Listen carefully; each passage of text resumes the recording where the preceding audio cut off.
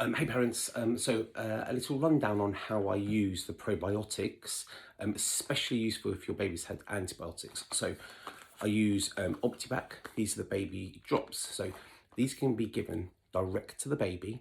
They can go on you when you feed them, they can go in the bottle. So really simple to do and really amazing. Now, if the mum has had antibiotics.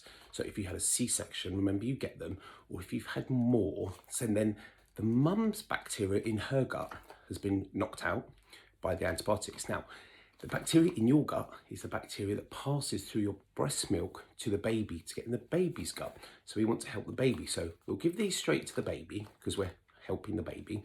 But even a deeper and a better way to get to the actual cause and get the good bacteria delivered naturally is to then use just a nice one a day. I use Optibac for the mum as well, if you're breastfeeding. So mum takes these, mum's gut bacteria improves, mum then passes that through the breast milk to the baby. So you've got, that is the natural route, but also we're topping up the baby because we're trying to get the baby better quick. I hope that makes sense, but ask me questions in the comments. Thanks.